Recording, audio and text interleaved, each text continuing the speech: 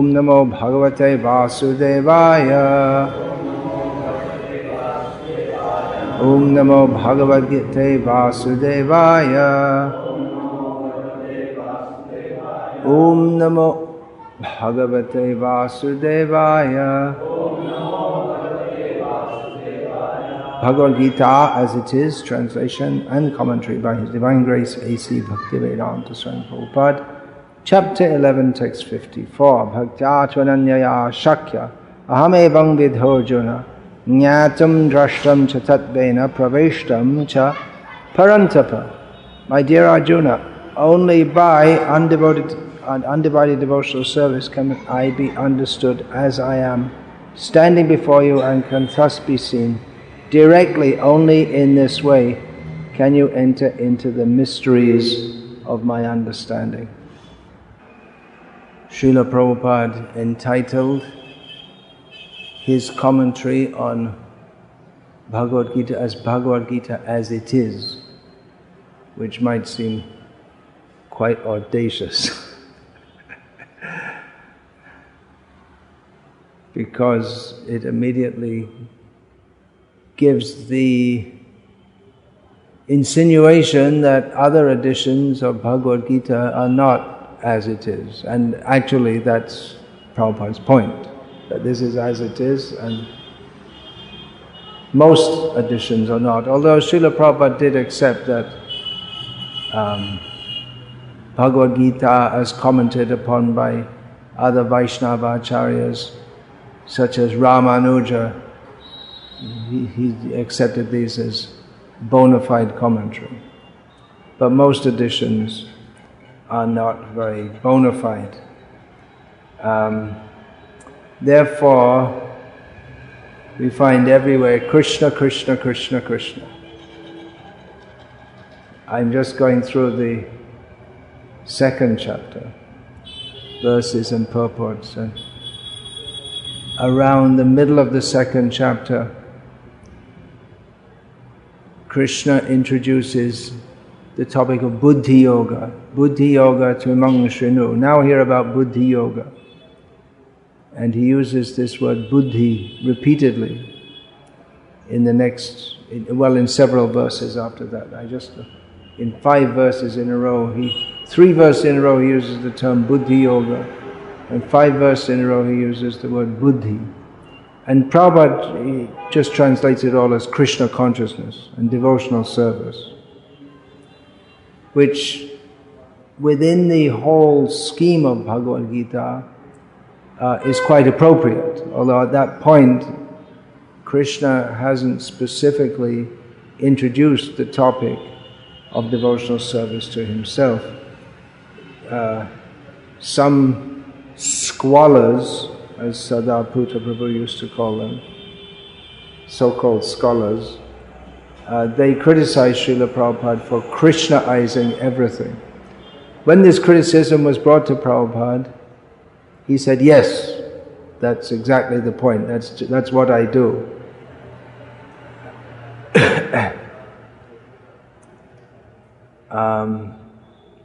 Shivaram Maharaj has written one book called the Bhakti Vedanta Purports, which specifically deals with these kinds of criticisms, and he examines specific criticisms of Srila Prabhupada's commentary being not bona fide, and shows how it is completely bona fide. About Srila Prabhupada's apparent audaciousness or audacity, I'm not saying Srila Prabhupada's audacious, but it might seem like that to others, that he calls his commentary purport. Commentary, the term commentary gives the idea of someone's opinion. Not necessarily, it doesn't necessarily have to be taken like that, but it gives the idea. But purport, the word purport means this is what it actually means. It gives a much more definite shape to the commentary. it doesn't give the idea that, well, this is one commentary and someone else might comment it another way, but purport, it means the actual meaning. We find that in other commentaries. I mean, the Sanskrit term, which is often used for commentary, is bhavart, which means it brings out the meaning. Anyway, Srila Prabhupada spoke with great certainty, and of course many people speak with certainty, but they don't also speak with true authority. They speak as if they are convinced, and they may be convinced, but they don't have any good basis to back it up. Just like, for instance, in the Western world we find many people who say, Jesus is the way. But you can't have any intelligent conversation with these people as to why Jesus should be the only way. If you consider that prior to and after Jesus, many people spoke a very similar message about God, then why should we think that Jesus is the only way? And people will say with great conviction, you have to follow the Bible. But then if you ask the question why, they'll say the Word of God, and then they'll say because it's the Word of God, and then we say, well, other people say the other things are the Word of God. And so they speak with conviction based on dogmatism. That's called fanaticism. Whereas Srila Prabhupada spoke with conviction based on scripture, but with with knowledge that can appeal to people's intellectual sense. So that was very appealing to me when in my youth, being confused by so many different ideas said by so many different people, I found in Srila Prabhupada conviction, clear direction, based on an intelligent approach that is intelligible. Not that we have to accept dogmatically. Now, things are not exactly the same in Srila Prabhupada's ISKCON today. And especially if you're in a major center like Los Angeles or London, or especially Vrindavan or Mayapur, you'll find different people come through. Or for that matter, if you just run around on the internet, the huge world of ISKCON on the internet, it's like a little universe in itself. We'll find so many different opinions on practically every subject. From, well, there is a consensus on some things. For instance, that Krishna is the Supreme Personality of Godhead. I think everyone in ISKCON accepts that, so far. And to be a member of ISKCON, those who remain in ISKCON, they almost all accept Srila Prabhupada as the great authority on Krishna consciousness for the modern age. At least they give lip service to that. Although there are others who have come to Krishna consciousness directly or indirectly through the ministration of Srila Prabhupada, who don't give the same credit to him that members of ISKCON do. They think he's one teacher among other teachers, or some don't even give him that much credit. But within these basic premises of accepting Krishna as the Supreme Personality of Godhead, and within ISKCON accepting Srila Prabhupada as his special empowered representative in the modern age, there are many approaches and opinions on issues as vital as the roles of gurus within ISKCON, down to issues which are maybe not so vital, but everything in Krishna consciousness is important, such as devotees' dress codes, gender roles, even food, what constitutes prasad, is it necessary to... I just was informed that one disciple wrote to me that he'd heard a lecture that was broadcast from Mayapur, how one devotee was making a case that, well, everyone in ISKCON's a pure devotee. Srila Prabhupada said everyone's a pure devotee, so don't expect pure devotees to be very special. Everyone's a pure devotee, so they're just like normal people. So we shouldn't make such a big thing out of it, which... Again, I'm reading this second chapter of Gita, and then Arjuna asks, Stita pragyasya ka bhasha samadhistasya keshava stitadhi king prabhajeta kimasita vrajeta kim. How does a person who is fixed in consciousness walk, talk, converse? It's expected that someone who's in a high level of consciousness, he doesn't act like a normal, he's not exactly like a normal person. And Krishna answers, Prajahati yada kaman sarvan partha manogatan. The one who gives up one who is not interested in sense gratification in anything that he does. Such a person is... So it's not that you can just be normal, more or less, and be a pure devotee. Although a pure devotee may exhibit many traits of a normal person, he walks, he talks, he converses, he eats and sleeps, but his consciousness is quite different. That is the point. So there are many different opinions on everything. So someone reads Srila Prabhupada's books and they feel the sense of certainty, and they're attracted to that.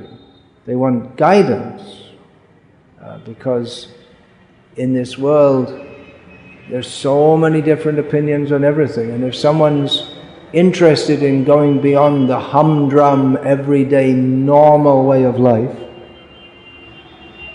they want to be a pure devotee of Krishna. They don't... You want to be a pure devotee. How do you be a pure devotee? Well, just be normal. Wait a minute. Then what did we join this movement for at all? We've joined this movement with an ideal to come to a much higher standard. And we want to see devotees who exemplify that standard so that we can follow them. Not just that we think, well, you just chant Hare Krishna and just more or less be normal. We want to be pure devotees.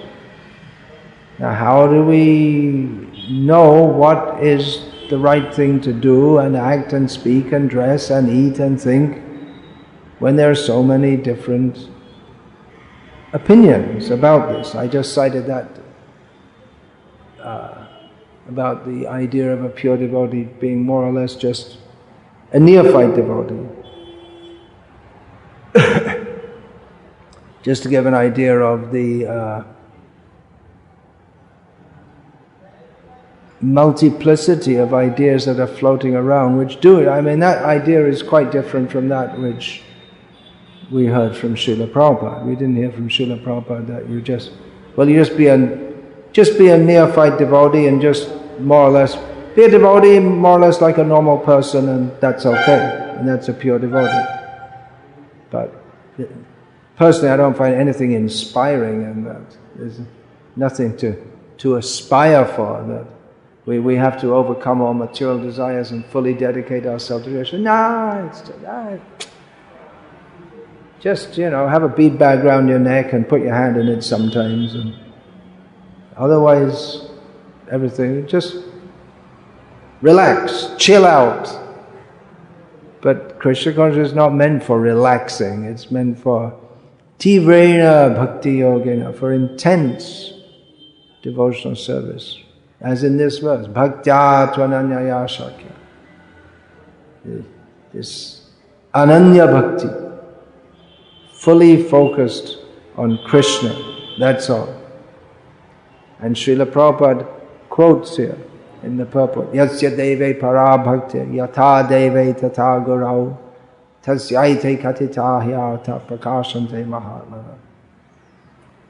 One, Srila Prabhupada translates this, one who has unflinching devotion for the Supreme Lord, not just some kind of casual, but unflinching. Srila Prabhupada uses these words, unflinching. How do you say that in Hindi?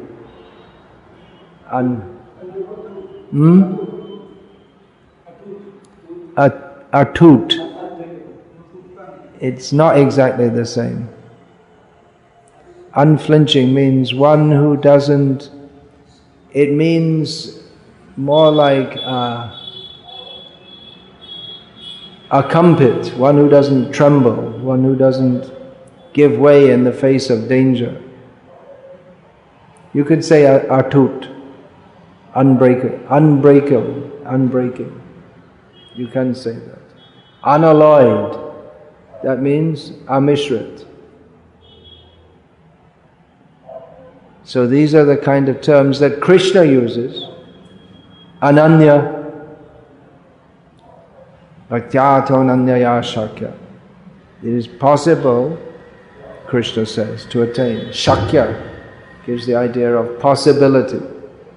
You have that in modern Hindi also. So, how do you find the way when there are so many different opinions? Well, Srila Prabhupada writes here, for one who does not take personal training under the guidance of a bona fide spiritual master, it is impossible to even begin to understand Krishna. So I find the clue in there. You have to, instead of picking up from the buffet of various opinions about Krishna consciousness. You know what buffet means? You go in and there's, in a restaurant, they're all different items and you just choose yourself which ones you like. But instead of going around and saying, well, I like this one. No, I don't like that one. I'll take this one. I don't like that one. Instead of the help yourself, self-service, do-it-yourself style, one has to be under the personal guidance of a bona fide spiritual master, which is not, this idea is not, well, it's absolutely in line with everything we find in Srila Prabhupada's books, but it's maybe not so practical for a unified, worldwide preaching institution in which different people have different approaches. But different people may have different approaches, but every person can't just adjust themselves all the time to whoever they're around. For instance, if someone says, okay, let's preach with some rock music. And so you have some rock music, although I don't understand how rock music it's a good idea for preaching at all. See, different people have different approaches. How this tamasic sound can raise people to better consciousness. I'd rather just bring out the mridangas and kartals and have a regular kirtan. Whoever, even though the whole world may be attracted to rock music, it's very influential in the modern world. So we say, well, let's have rock music. and the whole world is not attracted to mridanga and kartals. But then, if we play mridanga and kartals, those come will be who will be interested in that. And rock music, people will come for the rock music. And then how do you bring them from that absolute tamagun, nasty sound, to the purity of Krishna consciousness? You can yell and scream the Hare Krishna mantra in rock music tunes, if you can call them tunes. But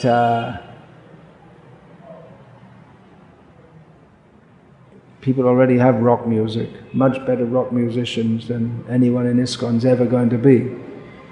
If you think that, I mean, there is something, someone may be called a good rock musician, just like someone may be called an expert butcher, for instance. The activity in itself is not good, but someone may be more expert at it than someone else. So you can't be everything to everyone. We may talk about unity and diversity and all that, but people can't be so diverse that they change all the time. Someone comes along and says, okay, let's do some rock music, and then someone else says, throw that out and let's have some jazz music. We need some specific direction. So the tried and tested system is that one is under the personal guidance of a guru. And we may say, well, the gurus are spread out and the disciples are spread out. That's true. That's the logistics of ISKCON today. Well, it doesn't have to be like that. It would be, in many ways, a good idea if there were local gurus also.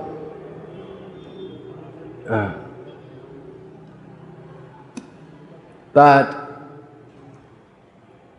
even those who are spread out, just like I, being a typical guru in ISKCON, have disciples in many different parts of the world. And even though most of them are here in India, they're also spread out throughout India. So I don't get to see most of them most of the time. So I may say, well, where is the personal guidance? Well, the very fact that a guru has a personal approach and gives clear guidance, that is personal guidance.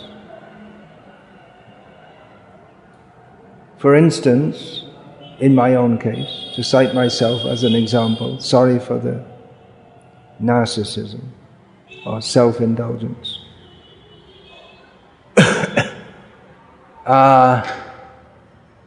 I have a very clear position on gender roles in Vaishnava society.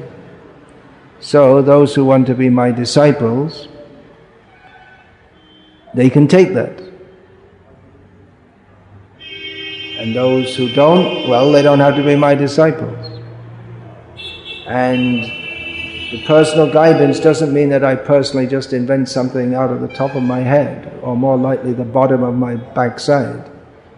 But it means that based on Shastra, what does Shastra say?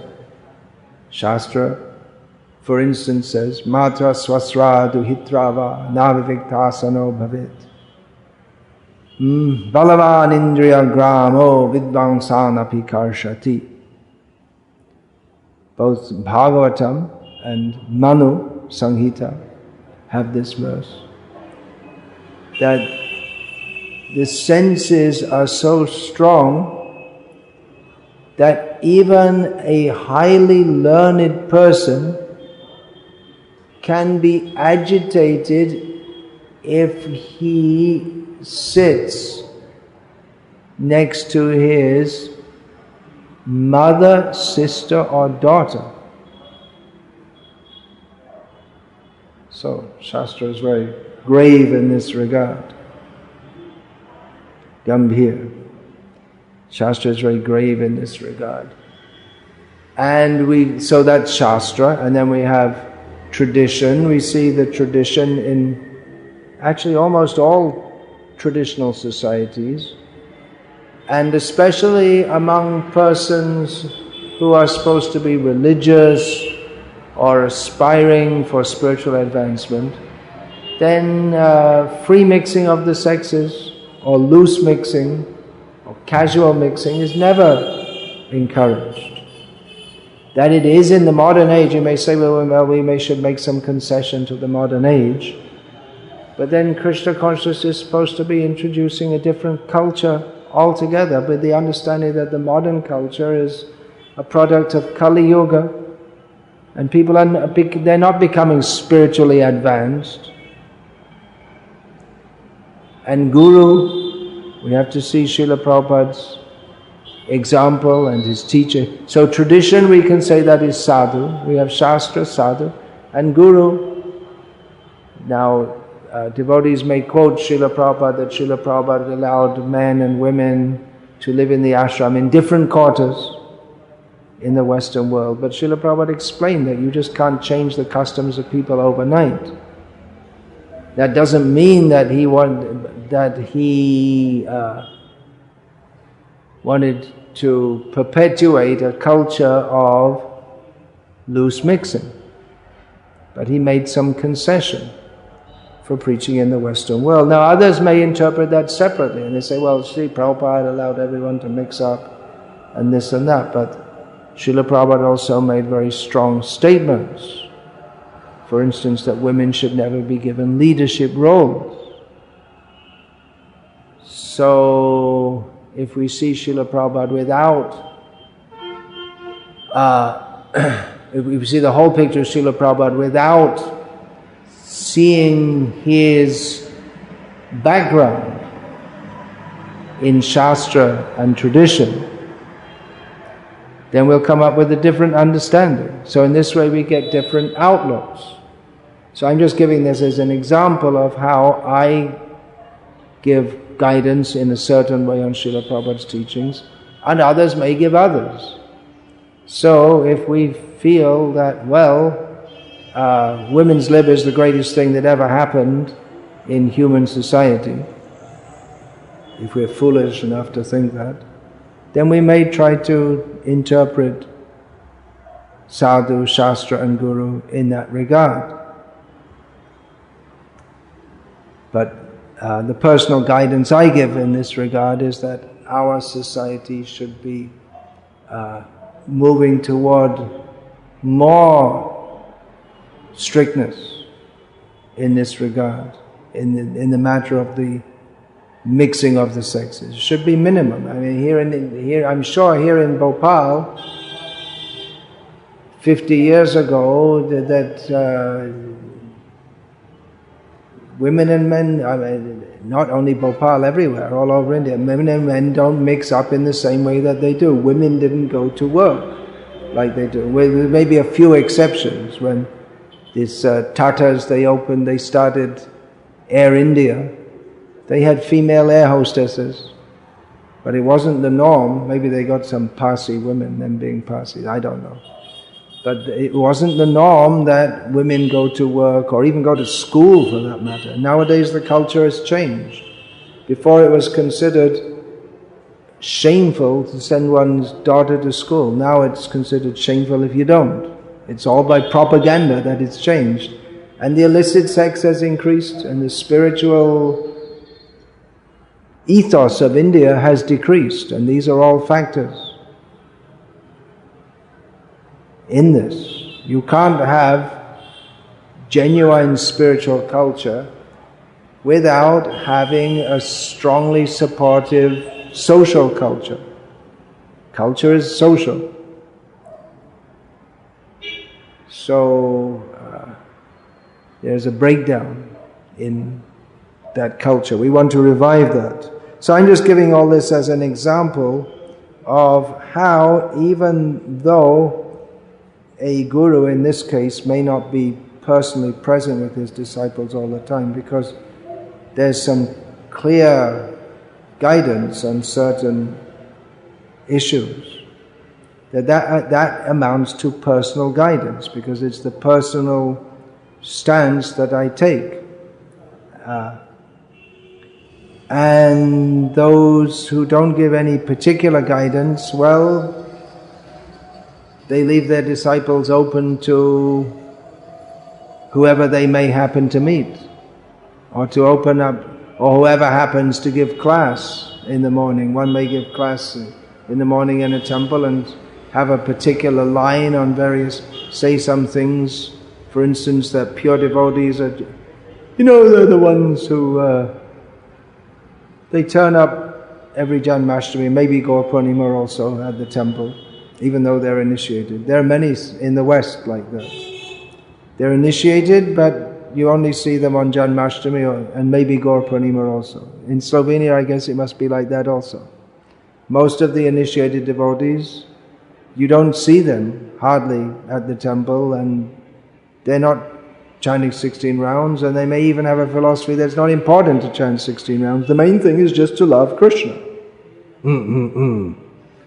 And as far as things like regulated principles, well, that's why they don't go to the temple, because they don't even want to hear any such discussions.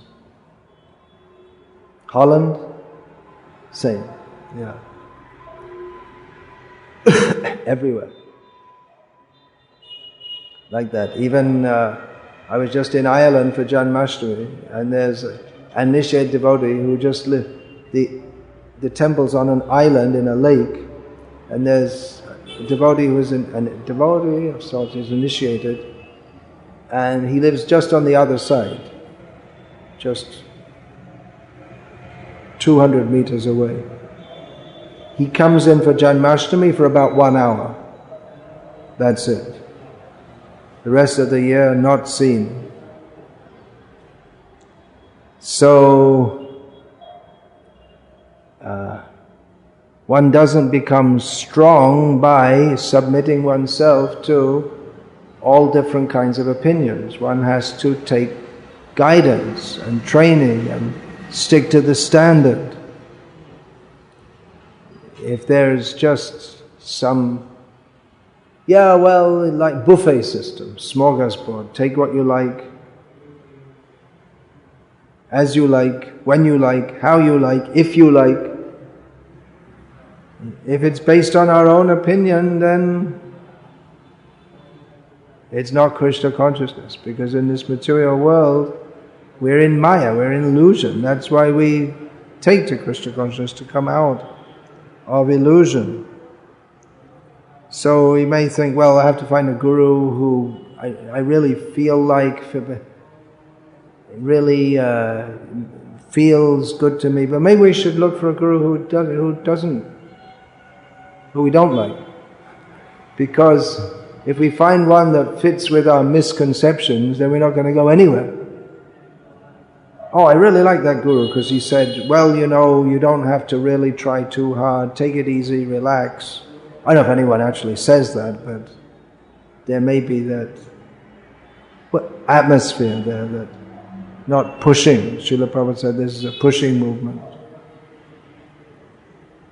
So you may think that, well, too extreme, too strict. What we need is some special mercy. We don't need all these rules and regulations. So, all right, you can go for that. But that, in the name of special mercy, if it means that you can keep all your misconceptions and still think you're going to get Krishna prema, then it's a process of self-cheating. Now you may say, well, don't all the gurus say the same thing? And the actual answer is yes, because guru is one. Those who are gurus, they say the same. They only say the same thing. There may be differences in approach. For instance, someone may... I'll give an example. One sannyasi in our movement, he introduced into ISKCON in kirtans this djembe drum. Because he thought for public, preaching in the public, and he does a lot of preaching in the public, to his great credit.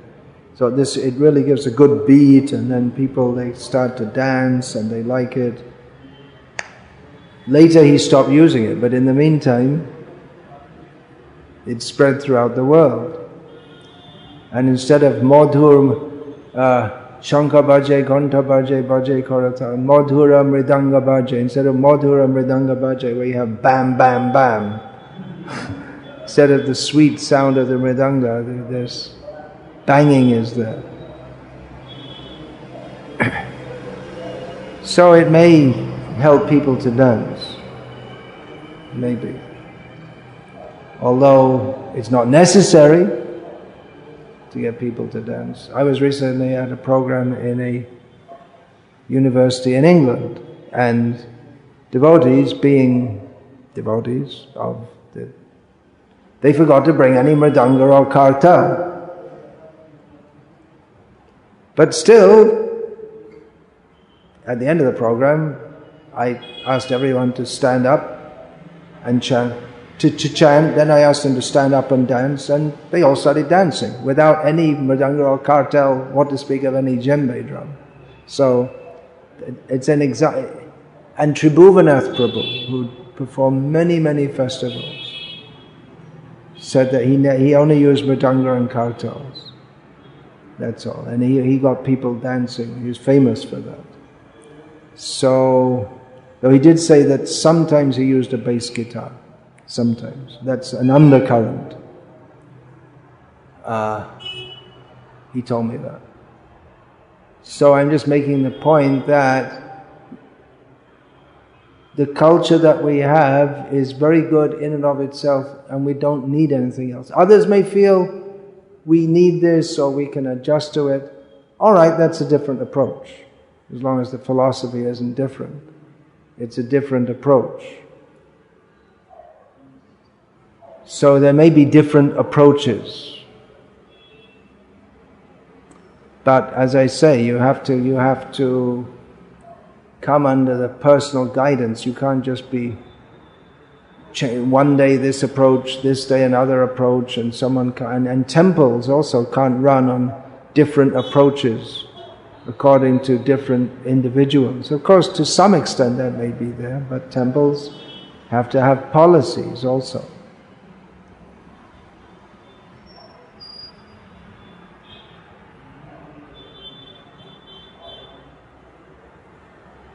Yeah, so Srila Prabhupada writes, for one who does not take personal training under the guidance of a bona fide spiritual master, it is impossible to even begin to understand Krishna. So personal guidance is important. And how do we navigate through the multiculturalism of ISKCON today? Well, find some guide and stick to it. That's my suggestion. Okay, any question about this in the 4 minutes, 3 minutes that are left?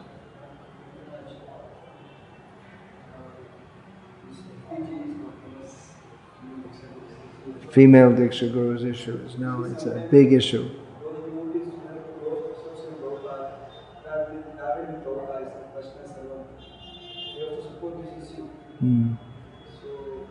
Those who had personal association with Srila Prabhupada may support an issue that others are convinced is not Srila Prabhupada's actual intent. You're giving the example of whether or not female Diksha Guru should be an ordinary thing in ISKCON. I don't think anyone's against the concept of female Diksha Gurus, but as Srila Prabhupada said, in exceptional cases, and he gave the example of Jannava Devi. Well, it's not necessarily those who had personal association with Srila Prabhupada know him best. Srila Prabhupada said, if you want to know me, read my books. I know of at least one personal servant of Srila Prabhupada who's not particularly very philosophically inclined at all. He performed Srila Prabhupada's service very nicely.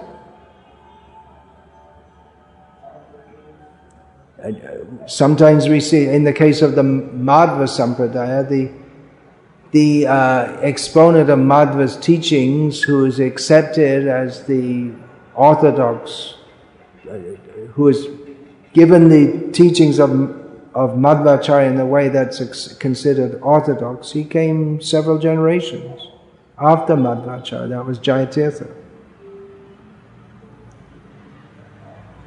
So it's the idea that someone who lived with the Guru necessarily knows him better is not according to Guru, Sadhu or Shastra.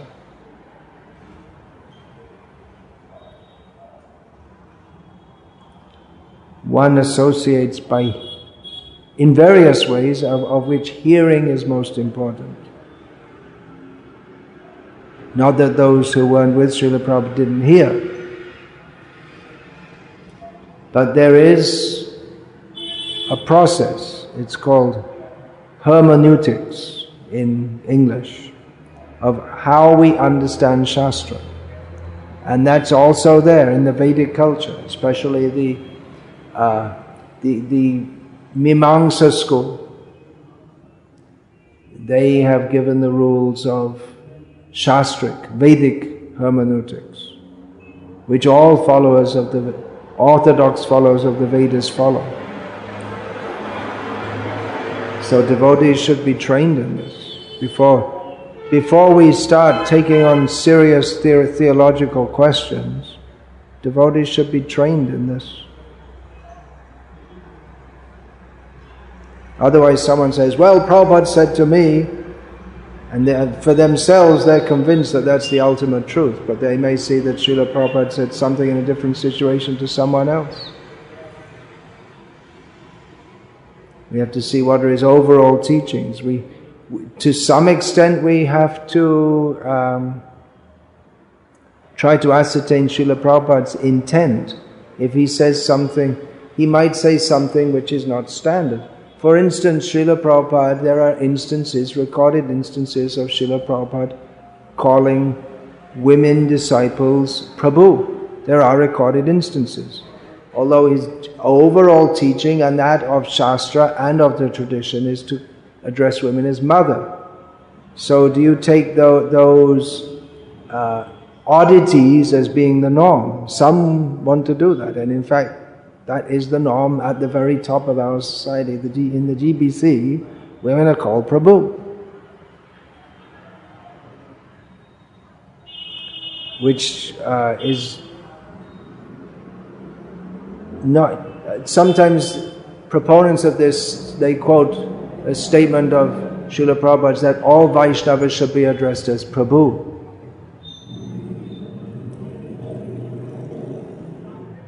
But this, even in law or in hermeneutics or in logic, a general statement can be qualified by a specific statement. So the general statement that all Vaishnavas should be addressed as Prabhu is qualified by the other statements of Srila Prabhupada that women should be addressed as mother.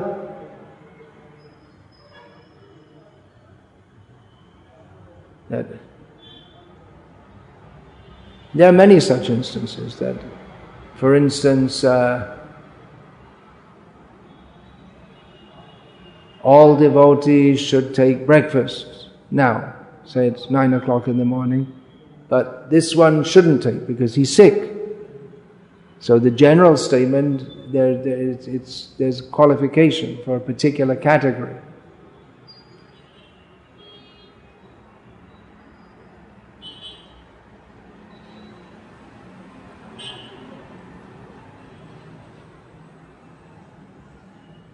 Yeah.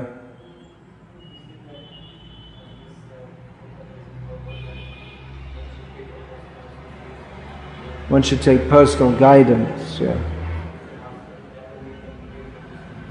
Yeah.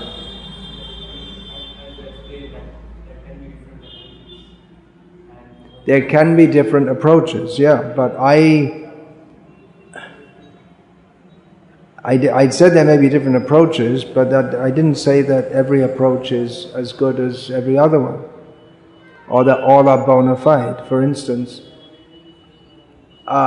this idea of calling women Prabhu, I find it just completely bogus. You may say, well, Prabhupada did it on occasion. But actually, Srila Prabhupada, he did go along with a lot of it. a lot of nonsense in the early days, just to get the movement going. And he didn't try to teach his first disciples everything all at once. So Srila Prabhupada, in the beginning, he didn't try to teach very much about Vaishnava culture or etiquette in the beginning. He was dealing with people who had absolutely no idea of that.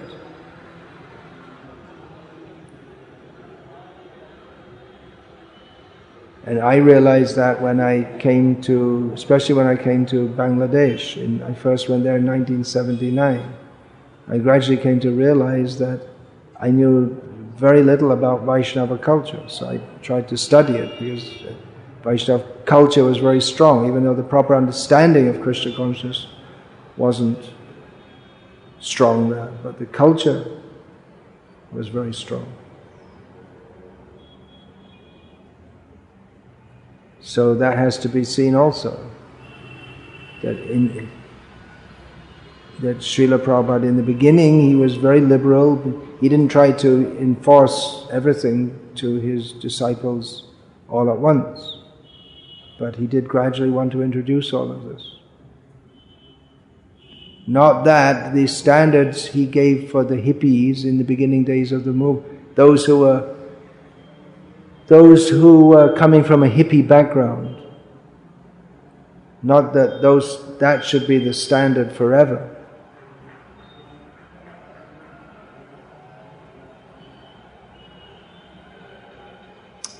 So, Hare Krishna. You have a question? Okay. What do you say? Should we go on or should we stop and have kirtan? Kya?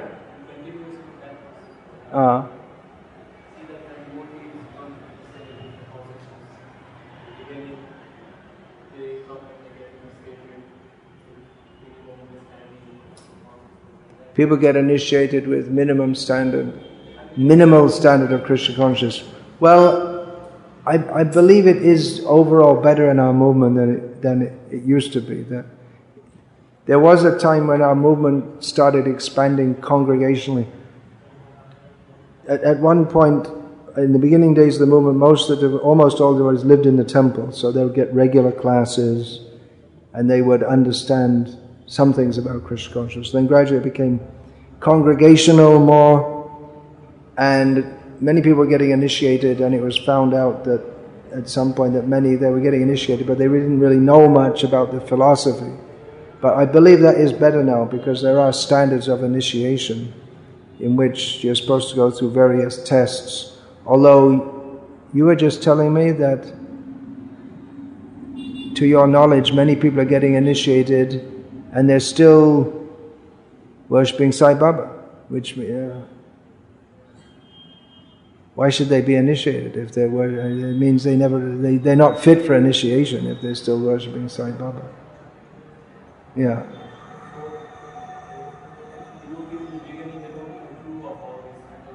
They don't have a clue of all these subtle things, yeah.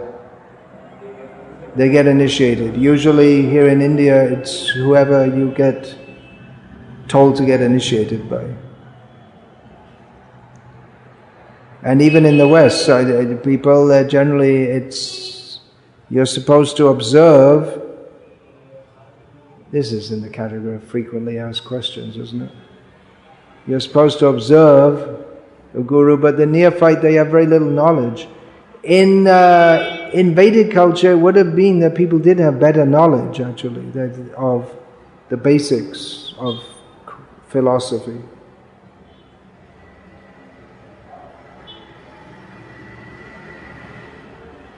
But a lot might have depended on who they came in contact with also, just like Shyamananda and Rasikananda, they were widely preaching and initiating. In Gujarat, that Gosai, that Vital, he was in the generation after Vallabhacharya. He had his Gosaiji. He had a Swaniyam, personal rule he set for himself, that he wouldn't Every day he had to initiate at least one person. Initiate means they take it very seriously. They have to change their life to be centered around Krishna. So that approach is there also, that you just and in Vedic culture, people do tend to take it very seriously, at least traditionally. If you have a guru, you have to do what they say, you have to follow their instructions. Although with the modern age we have this very cheap approach to dharma. And so people, they get a guru and they don't even expect any instructions. It's just the guru is some picture on the wall, that's all. But traditionally, to take a guru means you have to be very serious about following. So people do need to be better educated. On the one hand, we want to bring people in and bring them to a level of commitment, and in this way we want to initiate people. But on the other hand, we don't want to just bring people in and they don't really know what they're doing or why they're doing it or what they should be doing. So there's a tension between these two requirements for preaching. We want many people to come in and make a commitment to Krishna consciousness, and we don't want to make initiation so difficult, like the stories of someone goes to the sadhu who's living in a cave, and the sadhu says, "Forget it." And so the person waits outside in the cold and the snow for 3 days. He says, "Okay, come inside." So when he's almost dead, he says, "All right, now you've proved you're sincere, now you can be a disciple." So we don't want to make it so difficult. So where's the balance between those? A lot of education. That should be there. Our centers should be centers of education, educational centers. Culture means there's singing, dancing, worship, prasadam, festivals, but a lot of education also.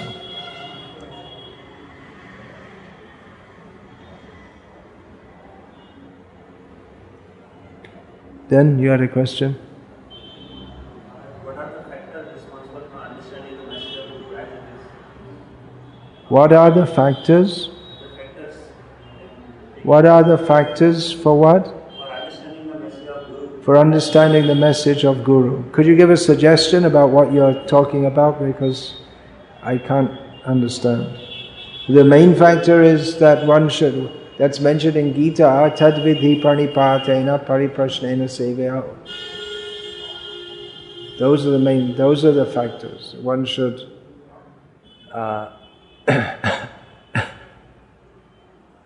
be humble and submissive, represented by bowing down. One should inquire, Brahma jñāsa. One should inquire into spiritual matters. And one should be prepared to serve, which means also prepared to follow the instructions of the Guru. So those are the main factors in approaching a Guru. Still more questions? Okay.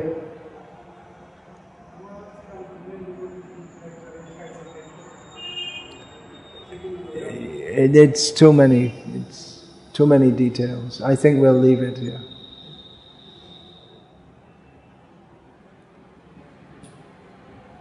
I'm speaking on the general principle. I don't want to get into so many details. I've spoken on all these things anyway.